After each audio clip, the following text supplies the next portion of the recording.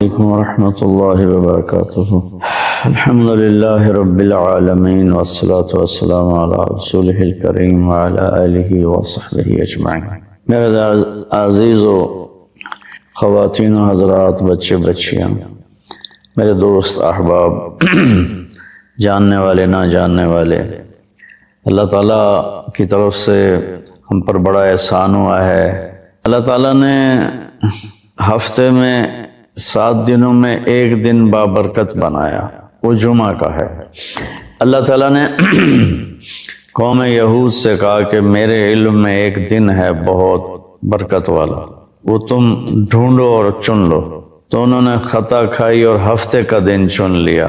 ہفتے کو یہودی عبادت کرتے ہیں، کام نہیں کرتے۔ پھر اللہ تعالیٰ نے عیسیٰ علیہ السلام کی قوم سے کہا کہ ایک دن میرے بارگاہ میں بہت بابرکت ہے، دعائیں قبول ہوتی ہیں، اسے تم ڈھونڈو۔ ان پہ چھوڑا تو انہوں نے اتوار چن لیا۔ لیکن جب ہماری باری آئی تو اللہ نے ہمیں نہیں کہا کہ ڈھونڈو۔ اللہ نے اپنے محبوب کی محبت میں جناب رسول اللہ صلی اللہ تعالیٰ علیہ وسلم کی توفیل، اللہ تعالیٰ نے ہمیں خود بتا دیا کہ وہ جمعہ کی رات ہے اور جمعہ کا دن ہے۔ یہ سب سے بہترین دن ہے جمعہ کا، اور پورے سال کے لحاظ سے جمعہ کی رات سب سے بہترین رات ہے۔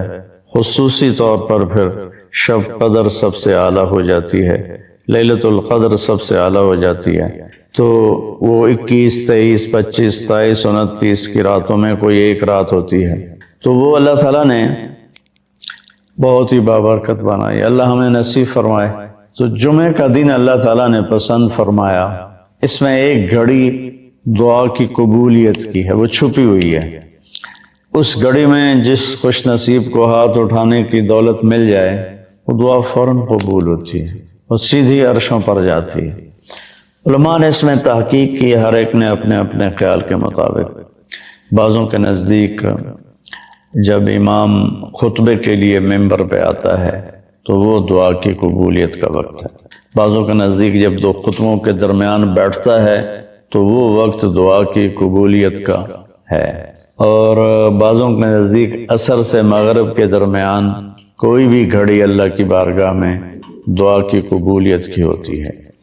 تو جمعہ کی نماز کو اللہ کے نبی نے بہت اہم قرار دیا، اور ارشاد میں بڑے دکھ کے ساتھ یہ حدیث بیان کر رہا ہوں۔ میرے نبی نے فرمایا جو 3 جمعے مسلسل چھوڑ دیتا ہے وہ میری ملت سے خارج ہو جاتا ہے، میری امت سے خارج ہو جاتا ہے۔ تو میں اپیل کروں گا ان بہن بھائیوں سے جو نماز میں سستی کرتے ہیں، کم از کم جمعہ ضرور پڑھ لیا کریں۔ عورتوں پہ جمعہ فرض نہیں ہے، مردوں پہ فرض ہے۔ تو میں کہا کرتا ہوں، جو دوست ملتے ہیں جی نماز نہیں پڑھی جاتی، تو میں ان سے کہتا ہوں ایک نماز 5 میں سے طے کر لو اور ایک جمعہ طے کر لو، 2 نمازیں شروع کر لو۔ جس نے بھی اس پہ عمل کیا وہ 5 وقت کا نمازی بن گیا۔ تو جمعہ کی نماز کے بعد جمعہ سے جمعہ تک کے جتنے گناہ ہوتے ہیں وہ اللہ تعالیٰ معاف فرما دیتے ہیں، اور جو جتنی جلدی جا کے بیٹھتا ہے امام کا خطبہ سننے کے لیے، اس کو اتنا زیادہ اجر ملتا ہے۔ تو آج رمضان کا پہلا جمعہ ہے کہ ہم اس کا اہتمام کریں۔ رمضان المبارک میں جنگ بدر ہوئی، 17 رمضان جمعے کا دن، اور اللہ نے قیامت کو بھی جو قائم کرنا ہے جمعے کا دن۔ تو ہر دن اللہ کی بارگاہ میں بابرکت ہوتا ہے اگر ہم اس میں اللہ کی مان کے چل رہے ہیں، اور رمضان شریف میں خاص طور پر، اور پھر جمعہ ہو تو خاص طور پر اس میں ہم اپنے عبادت کو بڑھائیں۔ درود شریف جمعے کے دن کا مبارک عمل ہے، کثرت سے درود شریف پڑھنا، اور 300 دفعہ جو درود شریف پڑھ لیتا ہے وہ کثرت میں شمار ہو جاتا ہے، اوپر کی کوئی حد انتہا نہیں ہے۔ ہمارے ایک رشتہ دار تھے، وہ انتقال ہو گیا، اللہ ان کو درجے بلند کرے۔ وہ روزانہ ایک دن میں 10,000 دفعہ درود شریف پڑھا کرتے تھے، ہر وقت تسبیح ان کے ہاتھ میں ہوتی تھی، اور روزانہ 10,000 دفعہ درود شریف۔ FSC میں زولوجی کا تھا وہ پریکٹیکل، اور مجھے تو آتا جاتا کچھ بالکل، اب یقین میں نے اسی طرح پاس ہو تو جمعے کا دن اس دن میں نے بڑے اہتمام سے جمعہ پڑھا. جمعے میں ایک گھڑی ایسی ہے کہ جو دعا مانگو قبول ہو جاتی ہے. جمعے کے دن 24 گھنٹوں میں ایک گھڑی ایسی آتی ہے جو دعا آپ مانگو گے تھک جائے. تو اس دن مجھے لگتا ہے کہ اسی گھڑی میں میری دعا اوپر گئی. تو میں گیا مسجد بڑے اہتمام سے، نہا دھوتے، کپڑے بٹاتے، جو پڑھ کے میں کہا یا اللہ مجھے تو کچھ نہیں آتا، میں ابھی جا کے سو جاؤں گا، تو مجھے خواب میں سارا دکھا دینا کیا کیا آنے والا. وہ ہو سکتا ہے وہی گھڑی قبولیت کی تھی. میں آیا نماز گھر اور کتاب اٹھا کے یوں رکھی اپنے سرانے اور سو گیا. پھر میرے 5 منٹ 10 منٹ 15 منٹ آنکھ لگی ہوگی، میں نے دیکھا میں لیبارٹری میں بیٹھا ہوں اور میرے سامنے خرگوش کے ہوش آنے لگے اور وہ رکھے گئے. اس کے بعد لیفٹ سائڈ سے ایک ایگزامینر اندر آتا ہے، یہاں سلیو لیس شرٹ سفید اور گرے رنگ کی اس نے پتلون پہنی ہوئی ہے، اور وہ 5 سوال لکھاتا ہے اور کہتا ہے کوئی سے 4 حل کرے. میری جو آنکھ کھلی مجھے 5 کویسچن یاد تھے کہ کیا اس نے کہا ہے. اور خرگوش میں زیادہ کہے گا بھائی ڈسیکشن کر کے ڈائجسٹو سسٹم دکھاؤ یا اس کا لیور سسٹم دکھاؤ. تو میں نے خرگوش کو پڑھ لیا اور وہ 5 سوال پڑھ لیے. جب میں پہنچا پریکٹیکل کے لیے تو میں نے دیکھا بے ہوش خرگوش ہمارے سامنے آنے لگے. میں کہہ رہا بھائی پہلی گل تو پوری ہو گئی. خرگوش آ گئی. اب بچہ یقین میں اس لیے کہتا ہوں کہ میری دعا اس گھڑی میں گئی.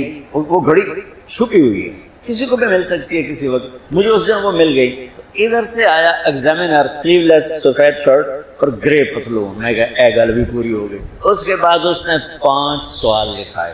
ان میں ایک کوشچن وہ تھا جو میرے خواب میں نہیں تھا اور 4 وہ تھے جو میرے خواب میں تھے. اور اس نے کہا کوئی سے 4 حل کرے. میں کہا اے لو انہیں حل کر دینا. میں یاد کر کے آیا بیٹھا تھا سارا. تو میں تو جب امتحان قریب ہوتا تھا نمازیں شروع کر دیتا تھا. اللہ کے ساتھ بھی 2 نمبریوں میں قربان جاؤں. اللہ اس 2 نمبری کو بھی مان لیتا تھا. چلو بھائی دعا قبول کرو، پاس کر دو، فیل نہ کرو، پاس کر دو. عظمتیں، بڑائی، طاقت، دبدبہ، روب، شہنشاہی صرف اللہ کی. ہمارے بر صغیر میں اتنی جہالت ہے کہ خون کے آنسو آنکھیں روتی ہیں. انسانوں سے مانگ رہے ہیں. اولیاء کرام جو دنیا سے چلے گئے، بزرگان دین ائمہ کرام جو دنیا سے چلے گئے، ان سے مانگ رہے ہیں. آج کل کے جو بناوٹی پیر تو زیادہ ہیں، ان سے مانگ رہے ہیں. ان کو انداتا سمجھتے ہیں. اللہ تعالیٰ فرماتا ہے تم سارے مانگنے والے ہو اور میں دینے والا ہوں. مجھ سے مانگو میں دوں گا، وہ کسی اور سے نہ مانگو. ایک دفعہ ہارون رشید بیت اللہ کا طواف کر رہا تھا. دنیا کا سب سے بڑا بادشاہ تھا. اس نے ایسے ہاتھ اٹھائے ہوئے تھے اوپر آسمان کی طرف اور اللہ سے دعا کر رہا تھا.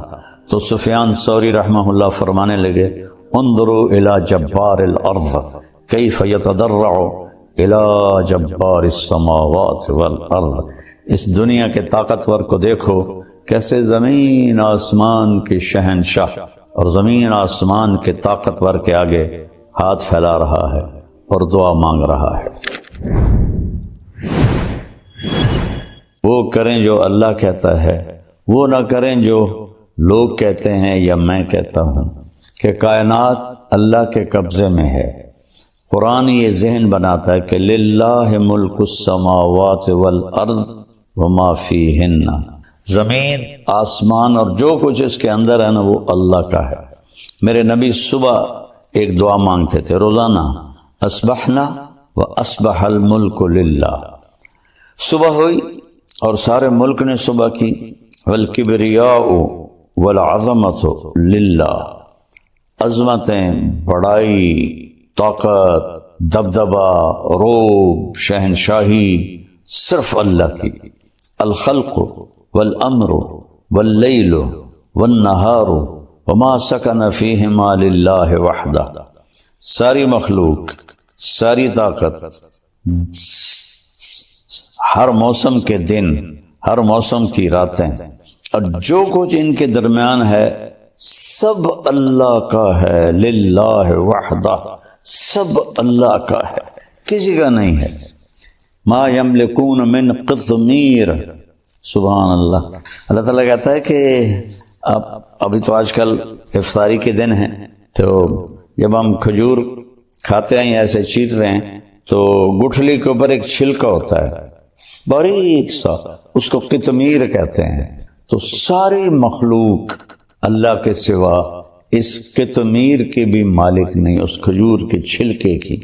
تو کسی کی زندگی موت کے مالک، کسی کی عزت ذلت کے مالک، کسی کے رزق دینے نہ دینے کے مالک. یہ کیسے ہو سکتے ہیں؟ انسان اللہ کے سامنے جھکا ہوا ہو، اسی کے آگے ہاتھ پھیلا رہا ہو. لیکن جب ہم اللہ سے مانگتے ہیں تو کھل کے سب کے سامنے سے ہاتھ اٹھا کے مانگ رہے ہوتے ہیں، اور دیکھنے والا بھی آپ کے اس کے دل میں آپ کی عزت بڑھتی ہے. ایک دفعہ ہارون رشید بیت اللہ کا طواف کر رہا تھا، دنیا کا سب سے بڑا بادشاہ تھا، اور اس نے ایسے ہاتھ اٹھائے ہوئے تھے اوپر آسمان کی طرف اور اللہ سے دعا کر رہا تھا. تو سفیان ثوری رحمہ اللہ فرمانے لگے انظروا الى جبار الارض کیف یتضرع الى جبار السماوات والارض. اس دنیا کے طاقتور کو دیکھو کیسے زمین آسمان کے شہنشاہ اور زمین آسمان کے طاقتور کے آگے ہاتھ پھیلا رہا ہے اور دعا مانگ رہا ہے. تو کلکم سائل الا من اعطیتہ فاسألونی اعطکم. اللہ تعالیٰ فرماتا ہے تم سارے مانگنے والے ہو اور میں دینے والا ہوں، مجھ سے مانگو میں دوں گا، وہ کسی اور سے نہ مانگو. ہمارے بر صغیر میں اتنی جہالت ہے کہ خون کے آنسو آنکھیں روتی ہیں. انسانوں سے مانگ رہے ہیں، اولیاء کرام جو دنیا سے چلے گئے، بزرگان دین ائمہ کرام جو دنیا سے چلے گئے، ان سے مانگ رہے ہیں. اور آج کل کے جو بناوٹی پیر تو زیادہ ہیں، ان سے مانگ رہے ہیں، ان کو انداتا سمجھتے ہیں. اللہ سے مانگ. کلکم سائل الا من آتیتہ فاسألونی کلکم فقراء الا من اغنیتہ فاستغنونی اغنکم فاسألونی اعطکم. او میرے بندو تم سب فقیر ہو اور میں شہنشاہ ہوں، میں جس کو چاہوں گا دوں گا، مجھ سے مانگو میں تمہیں عطا کروں گا. تو قرآن ایک ذہن بناتا ہے کہ سب کچھ میرے رب کا ہے، اور واقعات قرآن بھی اسی طرف لے جاتے ہیں کہ بھڑکتی آگ ہے اور نمرود کہہ رہا ڈال دو، اور ان کو ڈالا جاتا ہے، اور اللہ کہتا ہے یا نار کونی بردن وسلاما علی ابراہیم. یہ کیا بتایا اللہ تعالیٰ نے کہ آگ نہیں جلاتی، اللہ کے قدرت سے سب کچھ ہوتا ہے. تو اللہ نے آگ کو باغ بنا دیا. نمرود نے کہا انا احیی و امیت، میں بھی زندہ کرتا ہوں اور میں بھی موت دیتا ہوں. ایک بے گناہ کو قتل کر دیا، ایک قاتل کو چھوڑ دیا. تو ابراہیم علیہ السلام نے فرمایا فَإِنَّ اللَّهَ يَأْتِي بِالشَّمْسِ مِنَ الْمَشْرِقِ فَأْتِ بِهَا مِنَ الْمَغْرِبِ فَبُهِتَ الَّذِي كَفَرَ. تو ابراہیم علیہ السلام نے فرمایا اچھا ایسا کر، میرا رب سورج کو مشرق سے نکالتا ہے، تو مغرب سے نکال کے دکھا دے. تو اللہ تعالیٰ فرماتے ہیں وہ کافر وہیں لاجواب چپ اور حیران ہو کے رہ گیا. اللہ تعالیٰ نے بنو اسرائیل کو سزا دی، اور ایک بادشاہ تھا عراق کا بخت نصر، اس کو بھیجا تو اس نے سارے فلسطین کو ذبح کر دیا، لاشیں پڑے تھے. تو عزیر علیہ السلام اپنے گدھے پر جا رہے تھے، وہاں سے گزر ہوا تو ان کے دل میں آیا انا یحیی ھذہ اللہ بعد موتھا، ان سب کو کون زندہ کرے گا مرنے کے بعد، اور یہ بستی کیسے آباد ہوگی تباہ ہونے کے بعد. تو تھوڑا سا آگے گئے تو تھکن محسوس ہوئی اور بھوک لگی.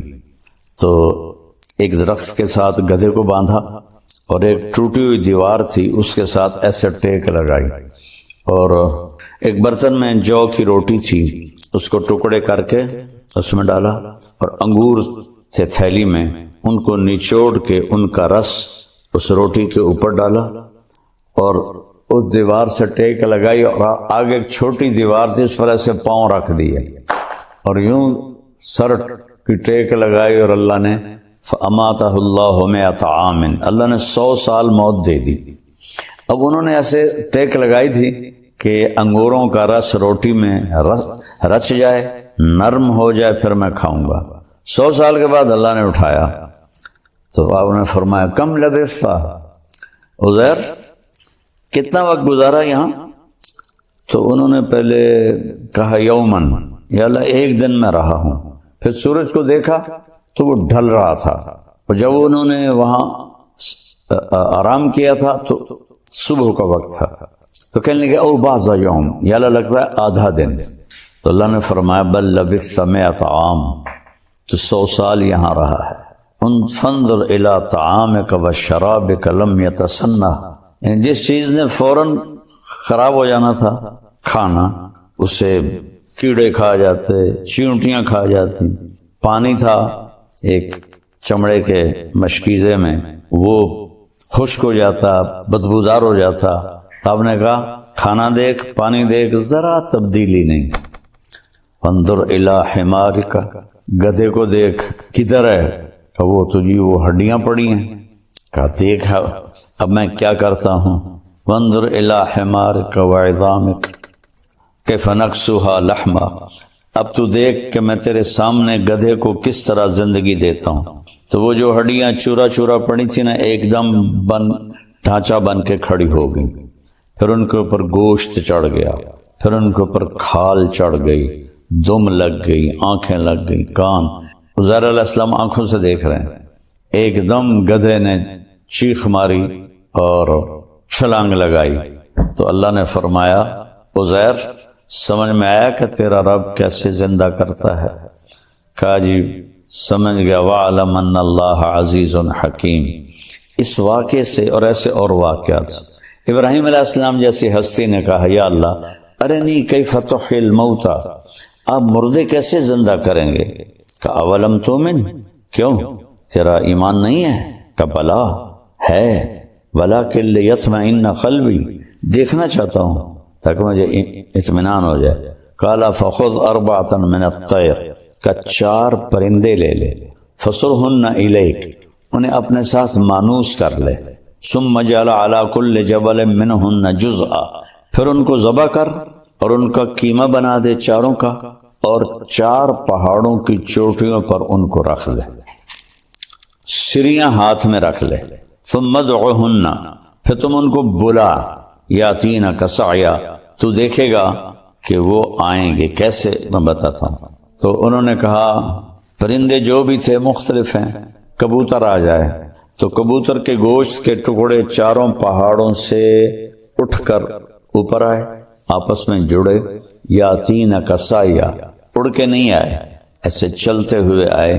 کہ ابراہیم غور سے دیکھ، میں نے ان کو اڑایا نہیں، چلایا ہے تاکہ تیرا یقین بن جائے۔ مور آ جائے تو مور کے گوشت کے ٹکڑے چاروں طرف سے اٹھے، اور بغیر گردن کے وہ چلتے ہوئے آ رہے ہیں، اور وہ گردن لگاتے تو گردن جڑ جاتی، وہ زندہ ہو جاتا۔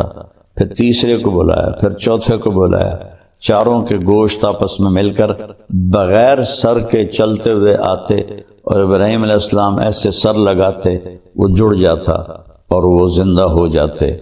تو ان واقعات کے پیچھے ذہن کیا ہے؟ سب کچھ اللہ کا ہے، اور سب کچھ اللہ کے ہاتھ میں ہے۔ سب کچھ اللہ کا ہے، سب کچھ اللہ کے ہاتھ میں ہے۔ لہذا وَإِذَا سَأَلْتَ فَاسْأَلِ اللَّهَ وَإِذَا اسْتَعَنْتَ فَاسْتَعِنْ بِاللَّهِ۔ میرے بھائی بہنوں، ہاتھ جوڑتا ہوں، جس کو اللہ نے پیدا کیا، جس کو اللہ نے زندگی دی، جس کو اللہ نے موت دی، اللہ کی قسم وہ نہ ہمیں کوئی نفع دے سکتا ہے نہ نقصان دے سکتا ہے۔ اللہ ہی ہے النافع الضار، المانع النور، الہادی البدیع، الباقی الوارث، الرشید الصبور جل جلالہ۔ ساری ایمانی ساری صفات کا مالک اللہ تعالیٰ ہے، جو پیدا ہوتا ہے، جو زندگی گزارتا ہے، جو موت کا پیالہ پیتا ہے، جو قبر میں چلا جاتا ہے، وہ آپ کے نفع نقصان کا مالک نہیں ہے۔ نفع نقصان کا مالک اللہ ہے، نفع نقصان کا مالک اللہ ہے، مشکل کشا اللہ ہے، حاجت روا اللہ ہے۔ اللہ کے واسطے علماء سے کہتا ہوں، لوگوں کو اللہ سے جوڑو، اللہ سے جوڑو، اللہ سے جوڑو۔ اللہ ہے جو زندہ ہے، موت سے پاک ہے، بیوی بچوں سے پاک ہے، بھوک پیاس سے پاک ہے، نیند آرام سے پاک ہے، تھکن سے پاک ہے، غفلت سے پاک ہے۔ احاط بصرہ بجمیع المرئیات، پوری کائنات اس کے سامنے، اللہ کے سامنے ہے پوری کائنات ایک پلیٹ کی طرح، کسی پیر فقیر بزرگ امام کے سامنے نہیں ہے، نبی کے سامنے نہیں ہے، تو بعد والوں کے سامنے کیسے ہو؟ اللہ کے واسطے میری بات دیوار پہ مار دو، قرآن پڑھ لو، اللہ کے واسطے قرآن پڑھ لو۔ قرآن پڑھو گے تو تمہارے سامنے کھل کے بات آئے گی کہ اللہ کیا کہہ رہا ہے اور اللہ کیا فرما رہا ہے اور کیا سمجھا رہا ہے۔ لا یملکون لانفسہم ضرا ولا نفعا ولا موتا ولا حیاتا ولا نشورا۔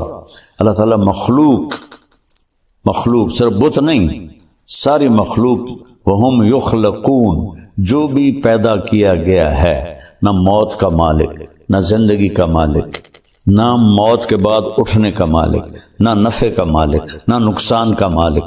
5 چیزوں کی نفی کی ہے۔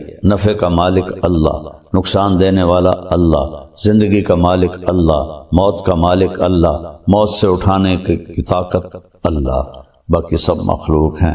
یہ لا الہ الا اللہ، لا جو لا کہا وہ لا ہوا، وہ لا بھی اس میں لا ہوا، جز لا ہوا، کل لا ہوا، پھر کیا ہوا؟ اللہ ہوا، اللہ ہوا، اللہ نور السماوات والارض۔ یہ لا الہ الا اللہ جیسے قرآن نے بیان کیا ہے ویسے سیکھو لا الہ الا اللہ۔ ایسا نہ ہو کہ ہم انہی چیزوں میں الجھ کے مریں تو پھر شرمندگی کا سامنا کرنا پڑے۔ اپنے اللہ کو پہچانو، شارک سے زیادہ قریب ہے، دل سے پکارو سنتا ہے، زور سے پکارو سنتا ہے، جس زبان میں پکارو سنتا ہے، چیونٹی پکارے سنتا ہے، مچھلی پکارے سنتا ہے، سانپ پکارے سنتا ہے، بھیڑیا پکارے سنتا ہے، پتنگا پکارے سنتا ہے، مکھی پکارے سنتا ہے، انسان پکارے سنتا ہے، گونگا پکارے سنتا ہے۔ ہر ایک کی سننے والا صرف اللہ ہے اور وہی مدد کو آتا ہے۔ ان ینصرکم اللہ فلا غالب لکم، میں مدد کروں تو تم پہ کوئی غالب نہیں آ سکتا۔ میرے بھائی بہنوں، کلمہ سیکھو اللہ کے واسطے، کلمہ سیکھو۔ میں نے ایسی غفلت پوری دنیا میں نہیں دیکھی جیسے ہندوستان پاکستان میں دیکھی ہے کہ اللہ کے نیک بندوں کو خدائی تک پہنچا دیا، نبیوں کو خدائی تک پہنچا دیا، اماموں کو خدائی تک پہنچا دیا۔ وہ کوئی بھی صورت میں اللہ ہے، اس کے برابر کوئی نہیں ہے، لہذا اس سے مناؤ، اس سے پکارو۔ السلام علیکم ورحمۃ اللہ وبرکاتہ۔ بسم اللہ الرحمن الرحیم۔ میرے محترم بھائی بہن، بچے بچیاں، سننے والے، رمضان کی آمد ہے جس کی آپ تمنا فرماتے تھے کہ یہ اللہ تعالیٰ ہمیں فرمائے، اور اللہ نے ہر امت کو رمضان دیا۔ ہمارا رمضان سب سے الگ، سب سے اعلیٰ، سب سے، جیسے یہ کاروباری لوگوں کا سیزن ہوتا ہے تو اندھا دھند کام کر، یہ سیزن ہے اللہ کو، اس میں پھر اللہ کے نام پہ خرچ کرنا بھی ایک بہت بڑا عمل۔ ویسے تو زکوٰۃ ہے، صدقہ ہے، خیرات ہے، سارا سال دی جا سکتی ہے، رمضان میں دینے کا فائدہ یہ ہے، فرض زکوٰۃ کا 1 روپیہ 70 روپے کے برابر ہو، نفلی صدقے کا 1 روپیہ فرض روپے کے برابر ہو۔ اس میں گزارش ہے کہ اللہ کے نام پر کھل کر دیں، اور اللہ نے ہم سے فاؤنڈیشن بنوائی ہے MTJ کے نام پر، جو اس وقت اللہ کے فضل سے پوری دنیا میں کام کر رہے۔ چھوٹی سی بستی میں رہتے ہیں، چھوٹا سا قصبہ ہے تو لمبا، ہم نے صرف اپنے علاقے کے لیے بنائی تھی، اللہ نے اسے دنیا میں پہنچا۔ ابھی بھی 1 ہفتہ پہلے غزہ میں ہمارے ٹرک کھانے کا سامان اور بہت سی چیزوں کا سامان لے کر داخل ہوئے ہیں، ان کو پہنچائی ہیں، ان کی ویڈیو ہمارے بارڈر بند تھے، اس وقت بھی اللہ نے ہمیں توفیق دی تھی کہ ہم نے ایسے ذرائع ढूंढ लिए थे जहाँ से हमारे ट्रक जाते थे और उनकी मदद करते। तुर्की में ज़लज़ला आया, वहाँ अल्लाह ने, मराकश में ज़लज़ला आया, वहाँ अल्लाह, यहाँ भी अल्हम्दुलिल्लाह बेशुमार शोबे खुल चुके हैं जिनमें अल्लाह ताला हमसे अपने बंदों की खिदमत का काम ले रहा है। तो आप सबसे गुजारिश है, हर जगह दिन के बारे में रोकता नहीं, जो सही काम कर रहे हैं और उसमें हमें भी आप याद रखें, आपके ताउन के हम बहुत ज़्यादा मोहताज हैं। अल्लाह आपसे राज़ी हो। अस्सलाम वालेकुम रहमतुल्लाहि व बरकातुहू। अल्हम्दुलिल्लाहि रब्बिल आलमीन वस्सलातु वस्सलामु अला रसूलिहिल करीम व अला आलिहि व सहबिहि अजमईन।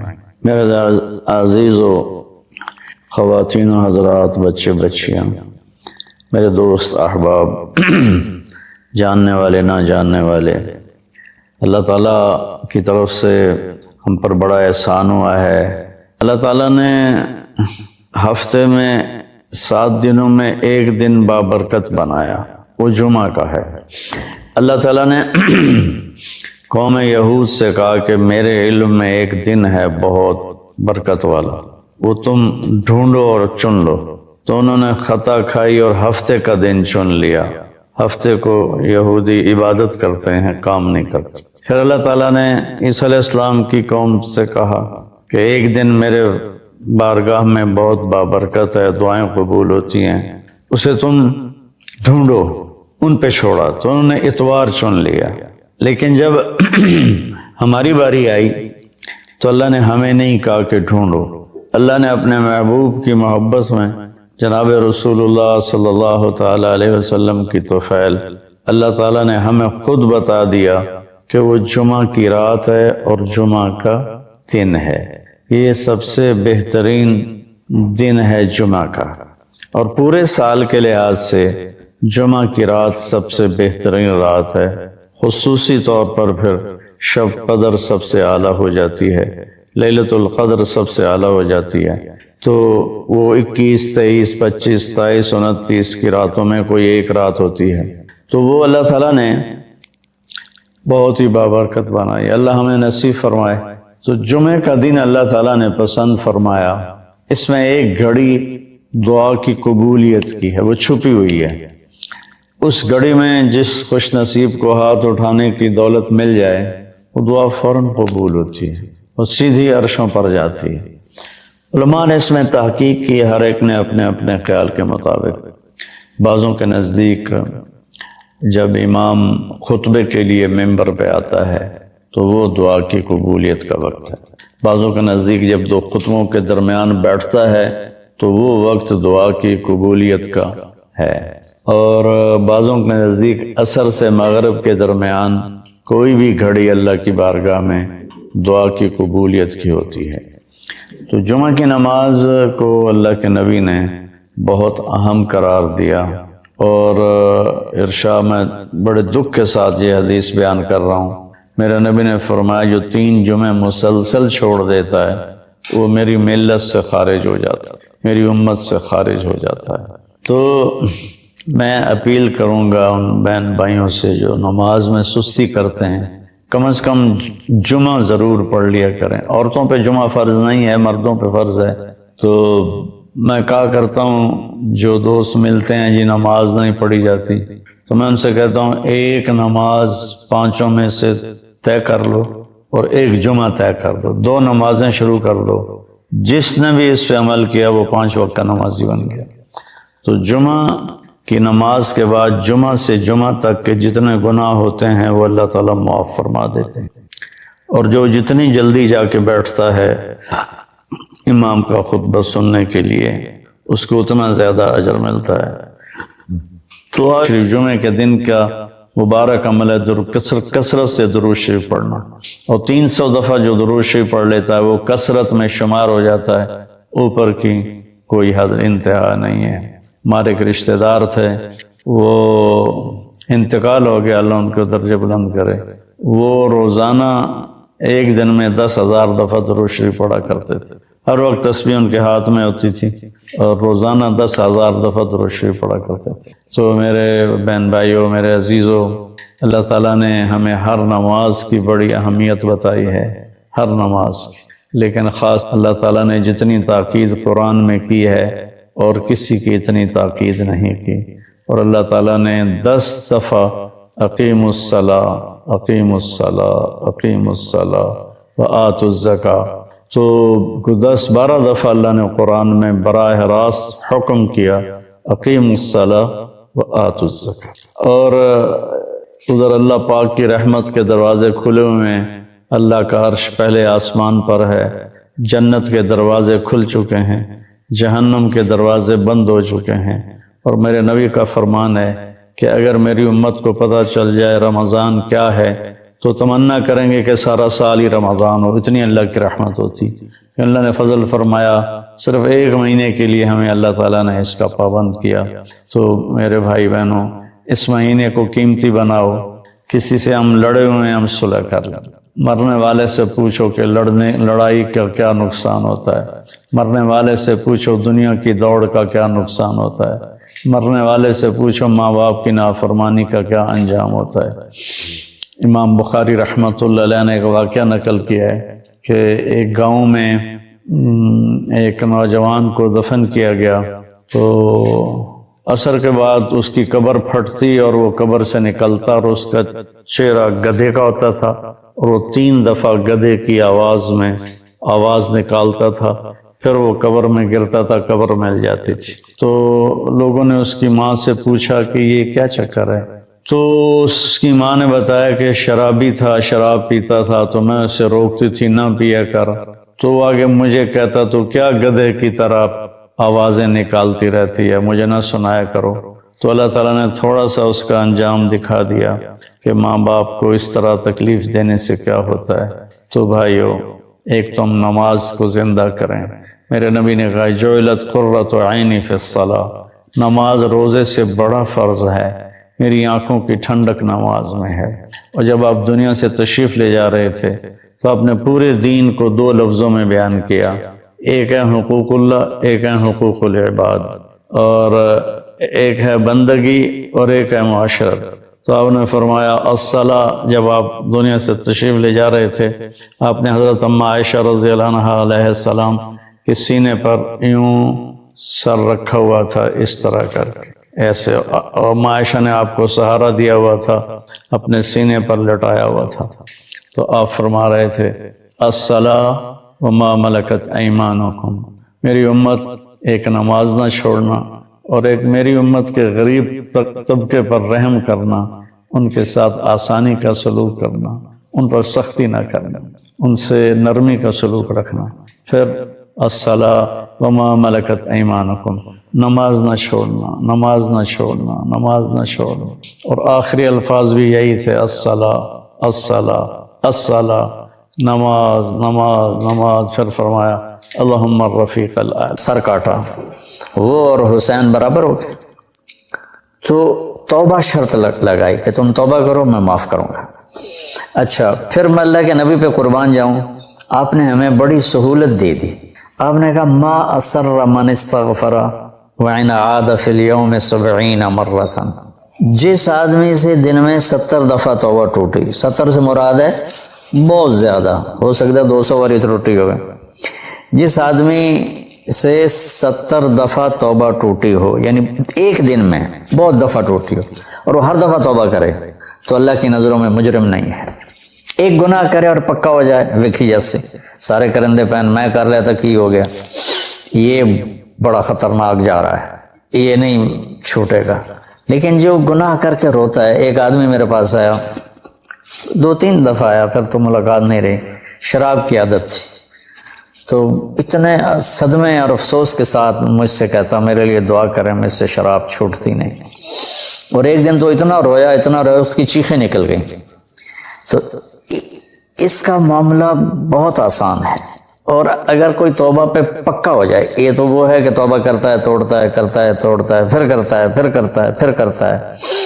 ایک دفعہ جاوید چودھری صاحب مجھ سے کہنے لگے کہ آپ تو لوگوں کو گناہوں پہ دلیر بنا رہے ہیں، آپ کا نوکر اگر 3-4 دفعہ غلطی کرے آپ اسے رکھیں گے؟ میں نے کہا چودھری صاحب آپ نے طارق جمیل اور خدا کو ایک بنا دیا. میرا تو بیٹا بھی میرے ساتھ یہ سلوک کرے گا تو میں کہوں گا میرا پتر رہا پیا تو اے زمین پہ یہ تو چھٹی کرو. تو میں تو اپنے بیٹے سے گزارا نہیں کروں گا، اس کو فارغ کر دوں گا. تو وہ تو نوکر تو بڑے دور کی بات ہے، وہ اللہ ہے جس کی رحمت، اس نے خود رحمتی وسعت کل شیء، مطلب میری رحمت نے ہر چیز کو گھیرے میں لیا ہوا ہے. تو توبہ کرتا رہے گا ندامت کے ساتھ، دل کے ساتھ، پھر نفس کے ہاتھوں مجبور ہو کر یا ماحول کے ہاتھوں مجبور ہو کر کچھ کرنا پڑ جاتا ہے، ہو جاتا ہے، پھر وہ توبہ کرتا ہے. اس کا معاملہ بہت آسان ہے. اور جو توبہ پہ پکا ہو جاتا ہے تو اس کے ساتھ اللہ کیا کرتا ہے؟ پہلے اللہ تعالیٰ نے کہا کہ والذین لا یدعون مع اللہ الہ آخر، میرے بندے وہ ہیں جو شرک نہیں کرتے. ولا یقتلون نفس التی حرم اللہ الا بالحق، اور جو کسی کو قتل نہیں کرتے. ولا یزنون، جو زنا نہیں کرتے. ومن یفعل ذلک یلقى اثاما، جو یہ کام کرتا کرتا مر گیا اس کو بہت بڑا اس کا تاوان بھگتنا پڑے گا. یضاعف له العذاب ویخلد فیہ مہانا، فیہا ہے، ہاں، یضاعف له العذاب یوم القیامہ ویخلد فیہ مہانا، کہ اگر یہ کام کرتا ہوا ایک آدمی مر جاتا ہے، جیسے قبائلی دشمنیوں میں مارے جا رہے ہیں، اور ان میں قاتل 100 آدمیوں کا قاتل ہے، اپنی موت مر جاتا ہے، تو کہا اس کی تو خیر نہیں ہے. لیکن 100 کا قاتل توبہ کر لے، زنا کرنے والا توبہ کر لے، کفر کرنے والا توبہ کر لے، تو اللہ تعالیٰ فرماتا ہے کہ الا من تاب وآمن وعمل عملا صالحا فاولئک یبدل اللہ سیئاتہم حسنات. پھر میں کیا کرتا ہوں کہ اس نے جو توبہ پکی کر لیتا ہے، پکی، تو میں کیا کرتا ہوں، اس نے زندگی میں جتنے گناہ کیے ہوتے ہیں وہ مٹا کے نیکیاں لکھ دیتا ہوں. ہر گناہ کے بدلے ایک نیکی لکھ دیتا ہوں. ایک دفعہ نعیم بٹ صاحب میرے بڑے پیارے بھائی ہیں، دوست ہیں، کہنے لگے مولانا صاحب میری نیکی آپ سے زیادہ ہیں. میں نے کہا جی میں تو کوئی دعویٰ نہیں کیتا بھائی میری زیادہ. کہا نہیں، میں لاجک دیتا ہوں. کہا ہم نے اتنے گناہ کیے ہیں کہ جس کی حد کوئی نہیں، شوبز کی دنیا میں تھے وہ، تو اب میں نے کر لیا پکی توبہ، تو آپ کی نیکیاں اتنے نہیں جتنے میرے گناہ ہیں، وہ سارے لکھے گئے نیکیوں میں، تو میری نیکیاں آپ سے بڑھ گئی. میں نے کہا بڑی زبردست آپ نے لاجک دی ہے، بالکل ٹھیک ہے، اللہ پاک جس کو جتنا چاہتا ہے دیتا ہے. تو توبہ پر اللہ تبارک و تعالی ہر شے معاف کر دیتا. یہ مہینہ مغفرت کا ہے، بخشش کا. یہ مطلب نہیں کہ بھائی ڈنڈے بھی مارتے رہو اور اللہ بخشش کر دے گا. اللہ تعالیٰ جس کو چاہے معاف کر دے. اللہ کی رحمت کسی شے کی حقوق العباد معاف کر دے، حقوق اللہ معاف کر دے. اللہ کو کسی چیز کی کوئی رکاوٹ نہیں ہے، لیکن اس کا قانون ہے ان رحمت اللہ قریب من المحسنین، میری رحمت ان لوگوں کے قریب ہے جو عمل کو خوبصورت بنا کے پیش کرتے ہیں اس کی بارگاہ. تو ایک صحابی جنہوں نے حضرت حمزہ کو قتل کیا، حضرت حمزہ رضی اللہ تعالیٰ عنہ علیہ السلام، وحشی رضی اللہ تعالیٰ عنہ، اللہ کے نبی نے مکہ فتح کیا تو ان کے قتل کا حکم دے دیا کہ جہاں ملے قتل کر دو. تو وہ بھاگ گئے طائف. ان کو کسی نے کہا جو آ کے کلمہ پڑھ لینا اس کو معاف کر دیتا، اور جو آ کے معافی مانگے اس کو معاف کر دیتا. تو کہنے لگے میں نے منہ چھپایا اور چپ کے راستوں سے مدینے پہنچا. اللہ کے نبی مسجد میں ایسے اپنے دھیان میں بیٹھے تھے. میں نے کہا اشہد ان لا الہ الا اللہ واشہد انک رسول اللہ. سب ایسے ہوئے. تو ان کا چہرے سے کپڑا ہٹایا. تو کہنے لگا مجھے امن چاہیے، میں امن کا طلبگار ہوں. تو آپ نے فرمایا اواشیون انت، تو وحشی ہے؟ کہا جی. کہا میرا دل تو تھا کہ تم مجھ سے امن طلب نہ کرتا اور میں تیری گردن اڑا دیتا، لیکن میرا رب کہتا ہے کہ وَإِنْ أَحَدٌ مِّنَ الْمُشْرِكِينَ اسْتَجَارَكَ فَأَجِرْهُ حَتَّى يَسْمَعَ كَلَامَ اللَّهِ. اگر کوئی آ کر مشرک آپ سے پناہ چاہتا ہے تو اس کو آپ پناہ دیں. تو تجھے پناہ ہے، کچھ نہیں، بول بیٹھ. تو کہنے لگا میرے کچھ سوال ہیں. آپ نے کہا کیا؟ پھر کہنے لگا مجھے امن تو ہے نا. مجھے کہیں گے تو کچھ نہیں. آپ نے کہا نہیں کچھ نہیں کہتا. آپ کا رب کہتا ہے جو شرک کرے، قتل کرے، زنا کرے وہ جہنم میں جائے گا، جو میں نے ابھی آیت پڑھی. تو میں نے تو یہ سارے کیے ہوئے ہیں، تو کیا میرے لیے گنجائش ہے؟ آپ نے کہا اللہ کرا الا من تاب وآمن وعمل عملا صالحا فاولئک یبدل اللہ سیئاتہم حسنات وکان اللہ غفور الرحیم. کہ اللہ تعالیٰ فرما رہا ہے جو توبہ کر لے، جو ایمان لے آئے، جو اچھا عمل کرے تو اللہ معاف کر دے گا.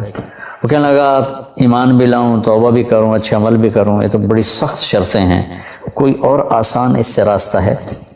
تو آپ نے کہا ہاں، اللہ تعالیٰ کہتا ہے کہ ان اللہ لا یغفر ان یشرک بہ ویغفر ما دون ذلک لمن یشاء، میں شرک معاف نہیں کروں گا، باقی جس کو چاہوں معاف کر دوں۔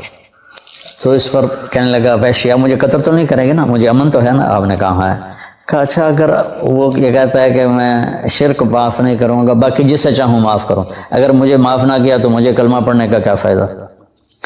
تو پھر آپ نے تیسری آیت اس کے سامنے پیش کی، کیا میرے نبی کا ظرف ہے، چچا کے قاتل سے کیسی بات کر رہے ہیں، اور ایسی بے دردی سے قتل کیا گیا، ناک کاٹ لیا گیا، کان کاٹ لیا گیا، پیٹ چیر لیا گیا، کلیجہ ہندا نے چبا لیا اور سارا آنتیں نکال کے باہر پھینک دیں، اور آپ ان کی میت پر اتنا روئے تھے کہ آپ کی ہچکیاں لگ گئیں۔ تو اللہ نے جبریل کو بھیجا کہ جاؤ میرے محبوب سے کہو کہ آپ روئیں نہیں، ہم نے حمزہ کو عرشوں پہ لکھ دیا ہے، حمزہ تو اسد اللہ و اسد رسول ہی، حمزہ اللہ اور اس کے رسول کے شیر ہیں، ہم نے عرش پہ لکھوا دیا ہے۔ تو کہنے لگا اگر مجھے معاف نہ کیا تو پھر مجھے کلمہ پڑھنے کا کیا فائدہ؟ تو پھر آپ نے تیسری آیت اس کے سامنے پیش کی، یا عبادی الذین اسرفوا علی انفسہم لا تقنطوا من رحمت اللہ ان اللہ یغفر الذنوب جميعا انہ هو الغفور الرحیم۔ اے میرے نافرمان بندو، کتنا پیار سے بلایا نافرمانوں کو، اور میرے کہا، میرے اب آدمی سگی اولاد کو کہتا تو میرے چو نہیں جمع ہے، جب وہ نافرمان ہو جائے تو وہ اللہ تعالیٰ کافروں سے کہہ رہا ہے، نافرمانوں سے کہہ رہا ہے اے میرے نافرمان بندو جنہوں نے اپنے اوپر ظلم کیا، تم گھبراؤ نہیں، تم توبہ کرو، میں سارے معاف کر دوں گا۔ کہنے لگا ہاں اے گل ٹھیک۔ پھر اس نے کلمہ پڑھا تو اللہ کے نبی نے پھر فرمایا اچھا یہ تو بتا یار، میرا چچا تو شیر تھا، تو نے کیسے قتل کر دیا؟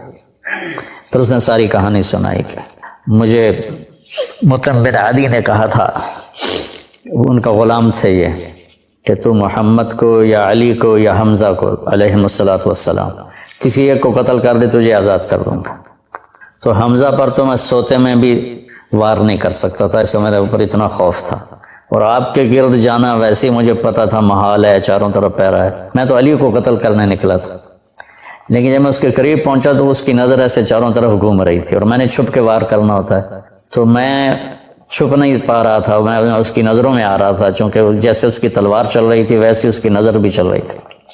تو پھر اس کو چھوڑ کے میں حمزہ کی طرف گیا تو وہ اندھا دھند، دونوں ہاتھوں میں تلوار تھی، وہ دائیں بائیں نہیں دیکھ رہے تھے، بس آگے جو آ رہا تھا گاجر مولی کی طرح کاٹ رہے تھے۔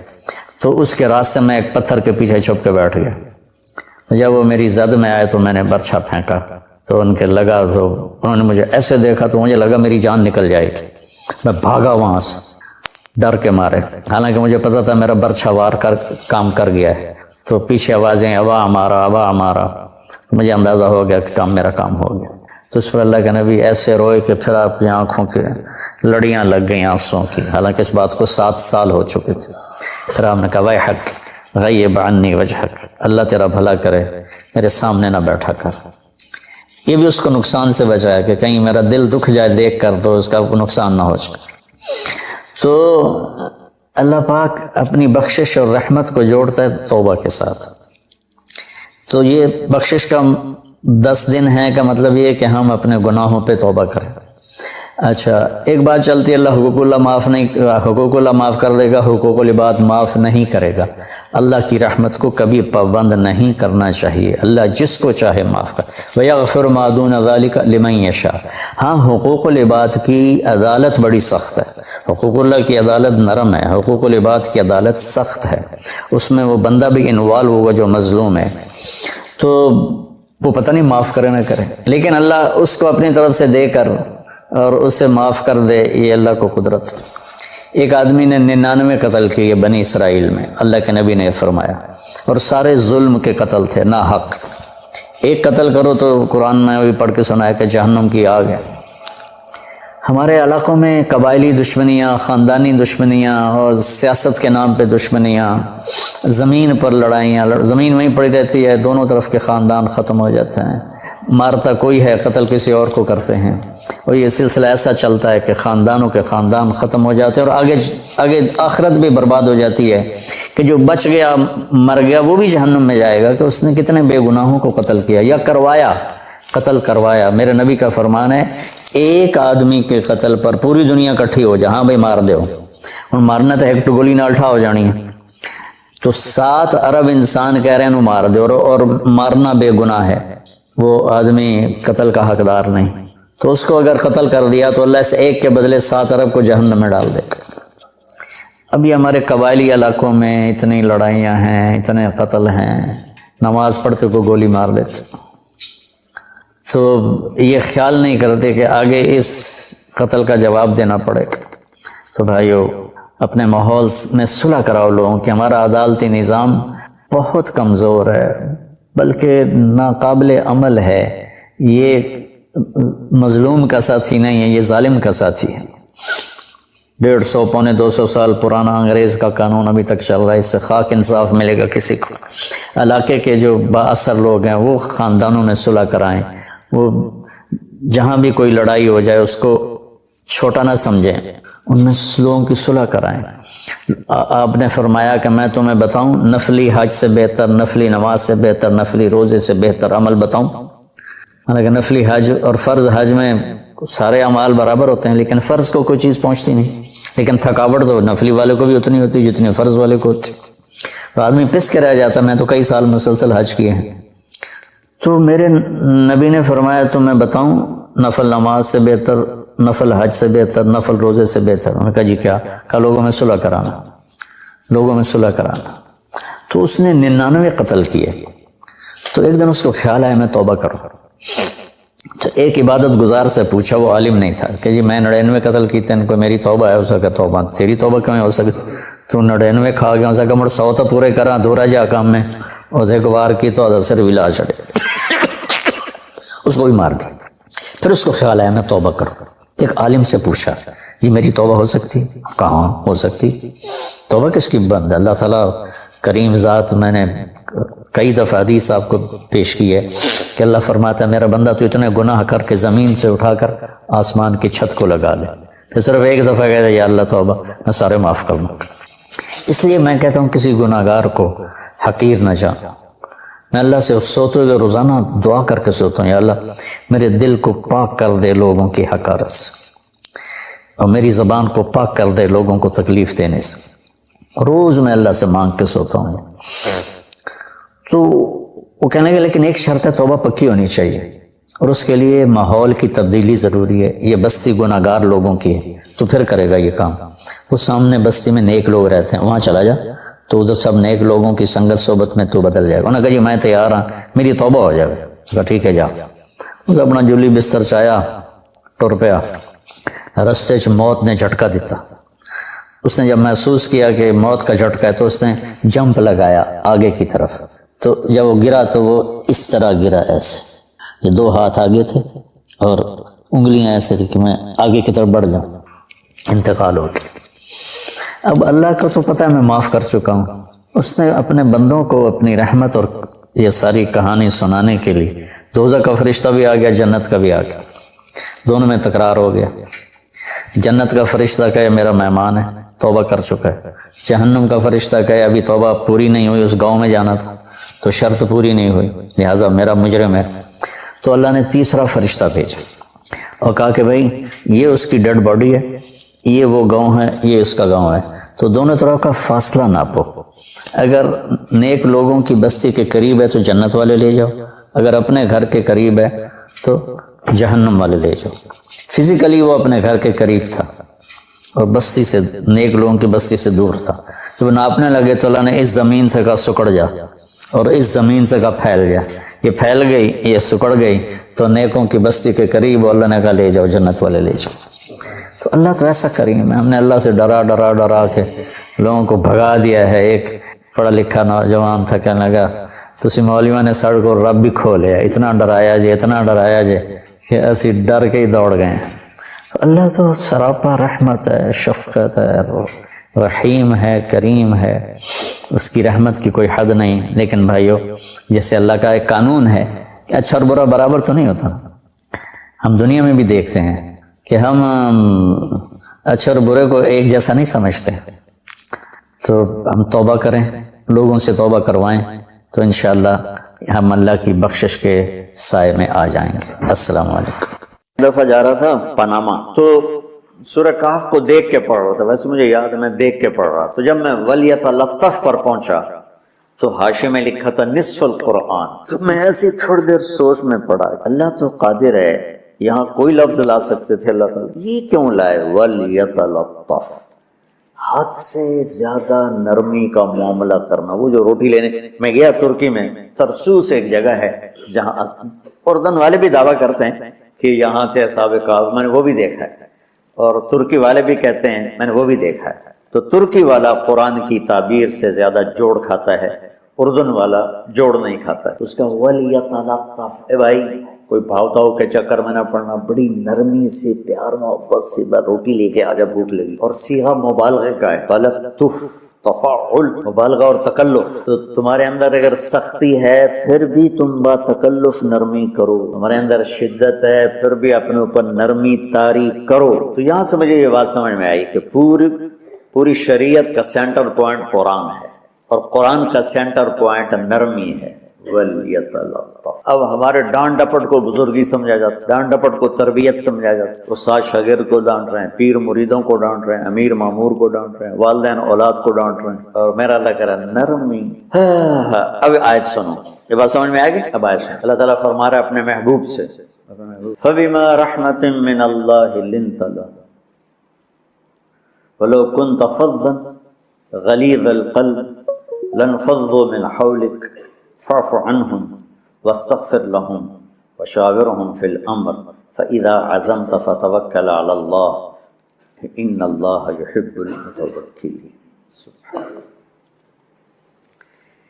لِنْتَ لَهُمْ بِرَحْمَةِ اللَّهِ، یہ ہونا چاہیے، جو نحو کا قاعدہ ہے، فعل پہلے ہوتا ہے، اس کے متعلقات بعد میں ہوتے ہیں۔ تو لِنْتَ لَهُمْ بِرَحْمَةِ اللَّهِ، آپ اللہ کی رحمت سے نرم ہو گئے اپنے امت کے لیے۔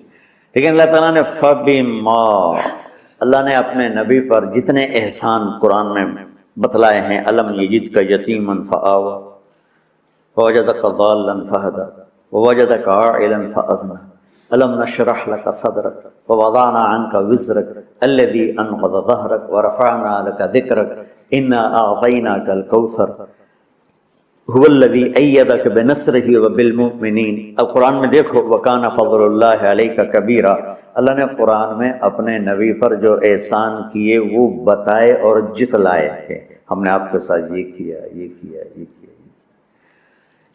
یہ احسان جیسے اللہ نے بتایا ہے نا اپنے نبی کو، یہ احسان نرمی والا جس طریقے سے بتایا، اس طریقے سے کسی احسان کو ذکر نہیں کیا۔ فَبِمَا، میرے ہاتھوں کو دیکھو، ہم جب کہتے ہیں بہت بڑا، اس سے آگے تو ہمارے ہاتھ نہیں جاتے نا۔ تو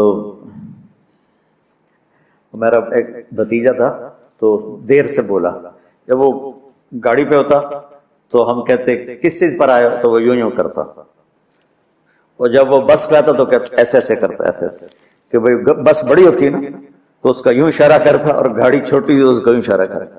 تو فَبِمَا، یہ جو فَبِمَا رحمہ ہے نا، یہ زمین آسمان سے بھی باہر نکل گیا ہے، اور مشرق و مغرب سے پار ہو گیا، شمال جنوب سے پار ہوگا، فوق تحت سے پار ہو گیا۔ اللہ تعالیٰ فرما رہے ہیں میرے محبوب، میری اتنی بڑی رحمت آپ پر آئی جس کو آپ کے رب کے سوا کوئی نہیں جانتا، اور پھر آپ نرم ہو گئے، نرم ہو گئے۔ ان اللہ لا یعطی علی الرفق ما لا یعطی علی العنف، اللہ جو نرمی پہ دیتا ہے وہ سختی پہ نہیں دیتا۔ لو کان الرفق خلقا لما رأى الناس خلقا احسن منہ، نرمی کی کوئی شکل ہوتی تو اس سے حسین کائنات میں کوئی شکل نہ ہوتی، جنت کی حور سے بھی اعلیٰ شکل ہوتی۔ وَلَوْ كَانَ الْعُنْفُ خَلْقًا لَمَا رَأَى النَّاسُ خَلْقًا أَبْغَضَ مِنْهُ، اور اگر بد اخلاقی کی، سخت مزاجی